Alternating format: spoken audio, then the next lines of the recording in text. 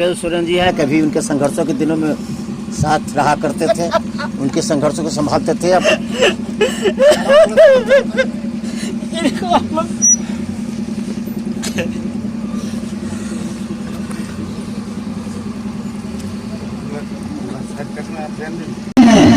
भले कुमार वो साहब हमारे बीच में ना हो, लेकिन उनका विचार हमारे बीच में आज है और हमेशा रहेगा।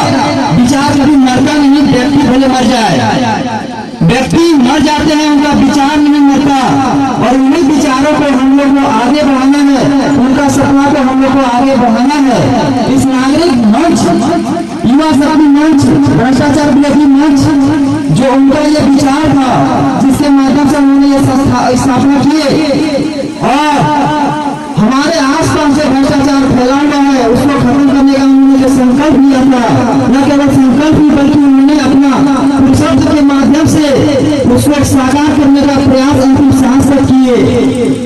आज वो हमारे बीच नहीं है, तो हम लोगों का सबका ये कर्तव्य बनता है कि हम लोग एक साथ एकजुट होकर कार्य करें, क्योंकि जब एक व्यक्ति आगे बढ़ता है तो वो अकेला आज इस वैश्विक जमाने में कुछ नहीं कर सकता अकेला। लेकिन क्या है, हम लोग एक साथ मिलकर करेंगे। इस युवा नागरिक मंच की ओर से हम सभी आपको मिलकर, एक दूसरे से मिलकर और आगे करेंगे, भ्रष्टाचार के खिलाफ आवाज उठाएंगे।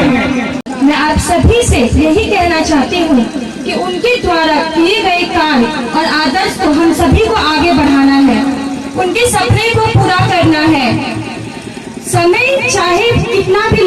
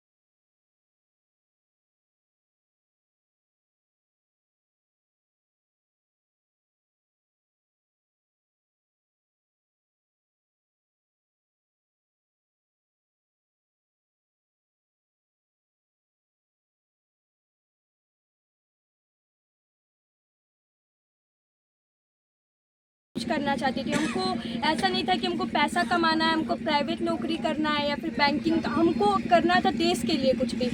देश के लिए मतलब वहाँ पे रियल दिखाना था कि नहीं, हमको पैसा से मतलब नहीं है, देश के लिए प्यार करना है, देश के लिए लड़ना है। और मेरे पापा हमेशा पॉलिटिक्स में थे, राजनीति में थे, तो हम चाहते थे कि एक एग्जाम्पल सेट हो कि हर एक पॉलिटिक्स के बच्चे ना ऐसा नहीं होते कि बाप के पैसे पे उछलते हैं, ठीक है। हम पापा को हमेशा यही बोलते थे कि हमको इसलिए एक एग्जाम्पल सेट करना है कि हर कोई एक बोलता है ना कि पॉलिटिक्स का बच्चा आवारा होते हैं, घूमते फिरते हैं, पैसा का उन लोग को क्या दिक्कत है, पर ऐसा नहीं। पापा हम लोग को हर चीज़ में रहना सिखाया, सुख में दुख में, और जितना पापा हम लोग के लिए किए इतना पापा आप लोग के लिए किया है, कुछ हम लोग को बढ़ के नहीं किया है। और ऐसा 3 साल से ऐसा समय था ना कि अगर हम पापा को बोल भी दे कि पापा ऐसा, तो बोलते नहीं, पहले तुमको क्षेत्र देखना है। तो जब मेरे पापा ही थे, दादाजी ही थे कि लोगों के लिए करते थे, फिर मेरा भी वही था कि नहीं, जब मेरे पूरे परिवार का ऐसा ही सोचे तो हमको भी देश के लिए करना है। तभी हम जाके एनडीए चूज किए थे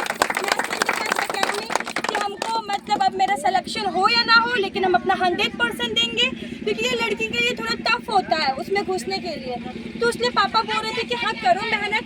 जैसे पापा 2 सितंबर को डेट किए थे मेरे लिए, 22 अगस्त को टेबल बनवाए थे, बुक सारा ऑनलाइन ऑर्डर करवाए थे कि नहीं बच्चा आप एनडीए का तैयारी करो। तो हमको बस पापा का सपना पूरा करना है, क्योंकि पापा बहुत मेहनत किए, बहुत संघर्ष किए हैं और हम उनका सपना को ऐसे जाने नहीं दे सकते हैं। तो उसके लिए हमको जो भी करना हो, आप लोग के लिए भी, अपने पापा के लिए भी, क्योंकि वो हमेशा हमको शेरनी बोलते थे, अपना पंख बोलते थे, क्योंकि हम घर पे एक ऐसा बच्चे थे उनके कि हम पापा को बोलते कि अरे पापा अब इतना क्यों सोच रहे हैं, हम पापा को कुछ भी बोल सकते थे।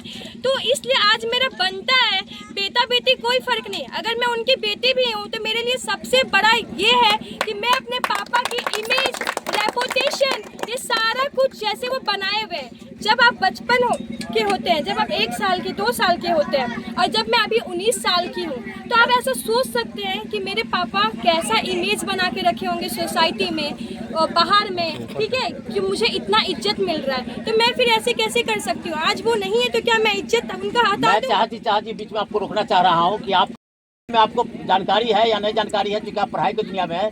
देश के प्रधानमंत्री राजीव गांधी, स्वर्गीय राजीव गांधी तक स्वीकार कर चुके थे कि जब 1 रुपये दिल्ली से चलती है तो 20 पैसे आके आपके राज्य में पहुंचती है, जिला मुख्यालय में नहीं, राज्य में पहुंचती है, जो जिला मुख्यालय में आते थे। और आपको ये भी बता दें, अभी आपको पिता से पता, विनोद जी से पता हुआ या नहीं हुआ कि झारखंड जो 24 वर्ष का हुआ, विकलांग होने और बात तो अन्य बात है, आपको साथ में बता दें कि इसी 24 वर्ष विकलांग को हुए नहीं कि बल्कि 24,000 करोड़ रुपए का घोटाला यहाँ हो गया। आपको पता है इस घोटाले के आरोप में न सिर्फ मंत्री बल्कि मंत्री हरिनारायण राय